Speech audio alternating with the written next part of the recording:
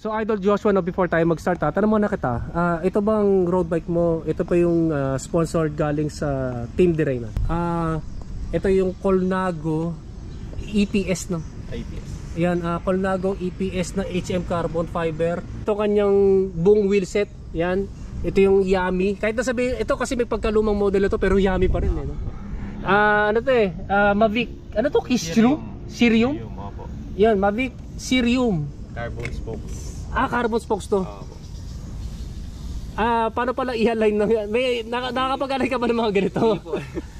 Sino nag-a-align nito?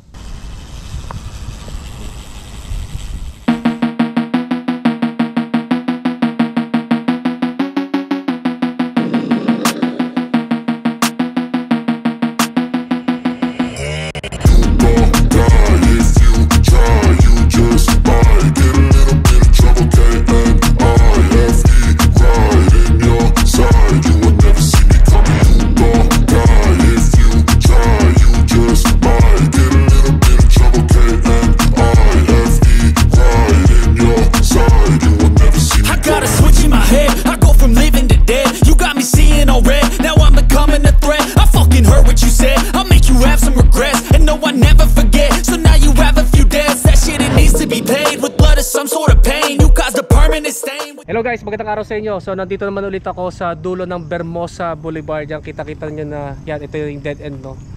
So for this video naman po, so ito yung magiging special bike check episode dahil nga sa matagal na rin ako hindi nakapag-bike check ng road bike, no? At saka special, ito yung special may-ari, no? Ito si Idol Joshua Caballero ng Team Direyna. Yan, kaya medyo bigatin ang aking bike check ngayon dahil bigatin din yung kanyang road bike. So i-check natin ngayon yung specs ng kanyang road bike, no? Kaya mag-start na tayo. So Idol Joshua, no, before tayo mag-start, tanong muna kita, ito bang road bike mo, ito pa yung sponsored galing sa Team Direyna?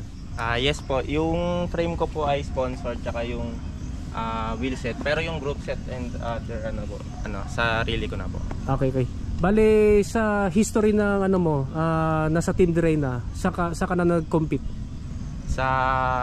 Madami na rin po nasalihan eh. Yung Turok Matabungkay po, Turok La Union, mga national Philippine National Championship. Yun, mga bigati, ibig sabihin mga bigati talaga ng mga laro, eh, no? Mga Grand Shimano, ganun po. Bali, ang isang napanood ko dun sa nung nanalo ka sa isang stage sa Turok Matabungkay. Anong stage pala yun? Stage 4 po ng Turok Matabungkay. Yan ba yung yan ba yung sa may yung ikot? Payapa po. Yan Lemery Payapa. Yun yung napanood ko nung nanalo ko ng isang stage, no? Pero pang overall, pang ilang ka? Second po, overall. Second. Okay. Opo. Tapos yung ka-teammate ko rin po na si Tudtud po yung nag-champion. Bali, dalawa kayo? Opo. Na Team Direyna, 1-2, galing. Stig, eh, no? Yun, so next question naman, Idol. Ngayon, kasi napansin ko, nakita ka sa Bermosa usually kasi pag ensayo ng Direyna doon sa, syempre doon sa Dang Reyna. Ano ba yung kinabalaan mo na ngayon? Ano po kasi may pasok na rin po kasi ngayon, third year college na rin po ako. Kaya 2 years na lang. Kaya hindi na rin po ako nakakasama sa team ko sa Reyna. Tsaka nasa Bataan na rin po kasi sila. Ngayon may competition sa Bataan? Yung barracks po namin nasa Bataan na. Okay. Yung mismong training ground din yun? Opo. Nasa Bataan na po. Kaya di na rin po ako nakakasama sa nila. Kaya solo na lang po muna dito sa Bermosa. Bali, syempre, unahin mo muna yung pag-aaral kasi malapit ka na rin pala mag-graduate, no? Na rin po eh. At saka pag bakante ka, nagtatrabaho ka rin ba? Opo, nagsa-sideline po ako sa hapon po pag walang pasok. Ayun, so ang sipag pala ni Idol, no? Kailangan talaga kumain talaga eh. Yan, ito na yung general background sa kanyang road bike, no? So mag-start muna tayo sa kanyang frame set. Ito yung Colnago EPS, no? EPS. Yan, Colnago EPS na HM carbon fiber. Ito may napansin lang ako, no? Nung ginamit mo to, akala ko crack eh. Opo. Paint chip. Baka paint chip lang ito, no? Siguro. Kasi nung sinali mo naman sa tour, may ganyan na eh, no? Opo. Tsaka mag 1 year na rin naman ako eh. Mag 1 year na rin, no? Kasi sa Colnago, di ko alam kung anong, alam ko may pagka-unique yung kanilang carbon fiber material eh. Kung may mahanap ko sakali ako sa internet, ay lagi ko na lang sa screen. Basta ang nakalagay lang dito, Colnago EPS, no? Ano pala size nito? Extra small po, 4850. Ayun, 4850 XS. Then tapered, tapered yung head tube. Ito no, all external. Opo, external. Yan, all external cable routing. Pang BSA threaded. Ano to? BSA threaded, no? Opo. Na bottom bracket shell. Pang ilang diameter to na seat post? 31.6? 30.9? 31 po. Pang 31.6, no? Diameter na seat post. Quick release yung dropout. Then ito pala, rim brake. Yan, pang rim brake, caliper mount yung kanyang frame set tsaka yung support no?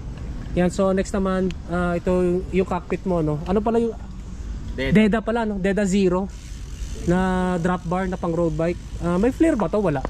Wala po. Walang flare, no? Walang flare. 38. Yan, 380 mm ang lapad. Next naman, yung ano mo, yung yung bar tape. Sear. Yun yung SEER, no? SEER. Na ano, yung spelling niya, no? Hawakan natin, no? Yan talaga pag branded, no? Kapit eh. Tsaka pang comfort din nun. Dagdag comfort sa kamay. Yung stem mo haba, no? Mas mahaba pa yata to sa kaysa stem ko eh. 150 to, no? 30 lang po yan. 130 pa yan? 130 rin yung akin pero puro ano eh, parang mas mahaba, no? Tapos medyo may pagkahugis ano eh, no? Wag na. Ang brand ito is 3T, no? 3T. Yan 3T na mala jumbo size na na stem, no? Ito kay aluminum pala to, no? Opo, aluminum. Ano pala angle nito? 7 degree? 6 po. 6 ay 7 or 7. 7 degree, no? Opo, 7 degrees. Yung kanyang tapered, no? Opo. Yung tapered headset FSA. Yan, FSA na seat bearings.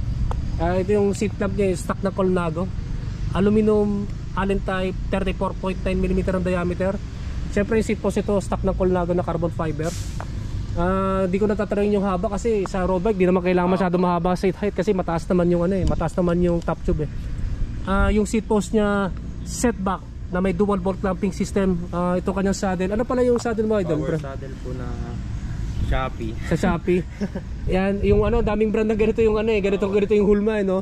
Yan, malaki butas sa gitna, malambot and flexible steel railings. Ito rin ba yung ginamit mo sa tour? Opo, ayan din po. Ayan din no? Opo. Matagal na rin po sa akin yan. Pang ano pala to, no? Pang high competition level pala tong saddle mo, no? Parang ano nga po eh, iba po siya sa Shopee kasi 4 years na rin po siya. Matibay, no? Opo. Matibay din. Ano lang, ang napansin ko lang, parang bumibelat na to, no? Opo. Nakangiti na eh. Yan, ito yung saddle niya, no? Next naman sa drivetrain niya, no? Ano to? Isang buong group set? Hindi po. Iba-iba po eh. Okay, yung yung combo shifter mo na pang road bike, anong series to? 105 R7000 po. Ayun, Shimano 105 R7000. 2x11 speed syempre, no? Opo, 2x11. Ito kanyang crankset. Ganon din Shimano 800 naman. ito yung ito yung predecessor, no? Opo. Nauna to ng isang generation. Shimano 105 na ulit yun? 5800. 5800. Opo. Okay. 5800 na Shimano 105 na standard. 5339. Ano to? 172, 170? 170 mm ang crank arm. Ito nga ay Halotech. Yung bottom bracket ito, anong bottom bracket ito? Cactus Tech po. Cactus. Ceramic. Okay, ceramic, no? Tanong ko lang kasi parang naengganyo ako bumili ng ceramic. Ano ba yung feedback? Nakagamit ka na ba ng ng mga ordinaryong Yes po. Anong pakiramdam? Parang iba po talaga yung smooth ng ceramic eh. Pero matibay naman. Opo, matibay naman po. Alagaan nyo lang po siya sa linis, ganun. May idea ka pa kung magkano nun? Nagkakasakit na ako eh.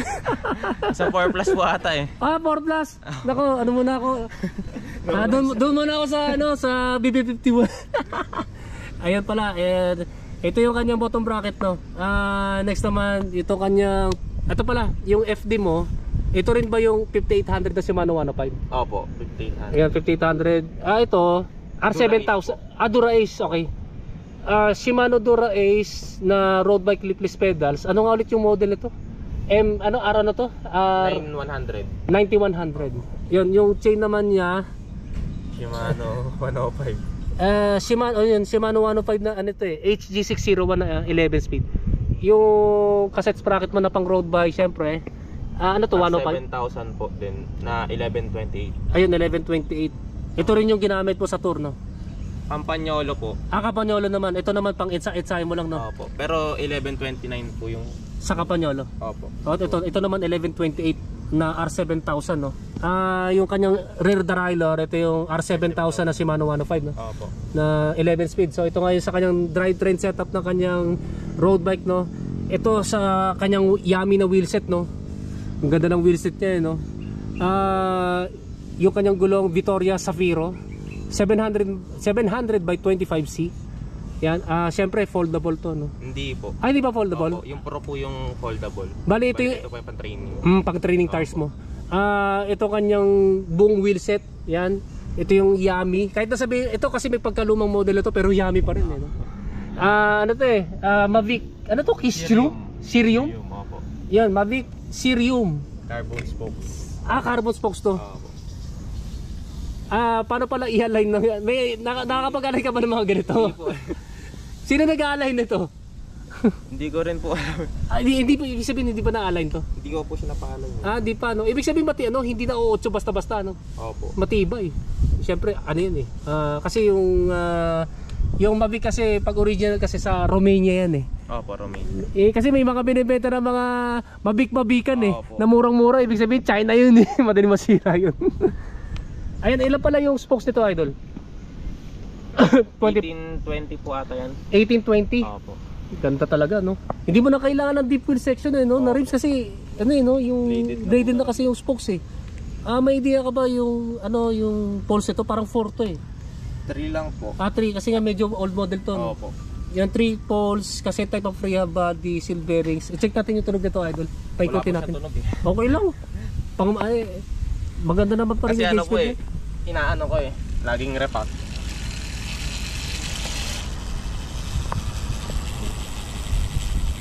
Silent mode, no? Maingay naman pero may ingay pa rin pero Opo, malangis po linangisan ko. mas okay naman yun, at least paano yung takbo, mas swabe. Opo.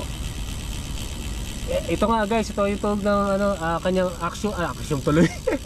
Mavic Sirium na hubs, RB hubs kapag naka freewheel. Then lasa lang sa kanyang brake set. Ito nga yung brake lever niya Shimano 105. Opo. R7000, no. Yung kanya sa na lang sa rim brake na Shimano Ultegra, no, na dual tawag doon, dual pivot ba tawag doon? Hindi ko po hindi ko. Dual kasi ganyan kasi parang may dual pivot na eh. Tsaka dati kasi single pivot. Opo, hindi to po ata yun yung dito nakakabit. Ayun po ba yun? Ayun ang yan ang alam ko. Pero tignan ko na lang sa internet, pero mukhang single pivot eh. Opo. Na Shimano Ultegra. Tapos Ultegra din yung Opo. yung brake pads. Ayun, syempre since na yung iba doon marami sponsored, di natin may lalagay kung magkano yung total cost, no. Opo. Pero yung timbang pala, alam ko kasi may timbangan sa DR bikes eh. Ano yung gaano kagaan to? 7.6 po. 7.6 kilograms. So pasado pa rin sa UCI limit, no. Opo. Ayan, ito nga guys, ito nga yung Colnago EPS na carbon road bike ni Idol Joshua Caballero. Yan guys, na-budget na natin tong Colnago EPS carbon road bike ni Idol Joshua Caballero ng Team Direna. So kung meron kayong tanong regarding dito sa kanyang road bike, i-comment na lang ninyo sa comment section down below. So Idol, mag-shoutout ka na. Shoutout po sa Team Direna tsaka sa family ko po. And pwede nyo pong i-like yung page ko na Joshua Caballero at YouTube channel ko rin po na Joshua Caballero. Ayun nga, meron ka ring YouTube channel, no? Yes, po. Okay naman, yung mga kasama nyo. Ay, shoutout mo kay Kuya Caballero. Ayun po, shoutout po kay Kuya Caballero po. Ayun, so salamat sa pag-budget na yung road bike mo, no? Po. Thank you po. Yan guys, maraming salamat sa inyong panonood, and don't forget na subscribe yung aking YouTube channel. Pakiclick na lang yung notification button para matotally notify kayo. Kaya guys, maraming salamat sa inyo, and ride safe po sa inyo.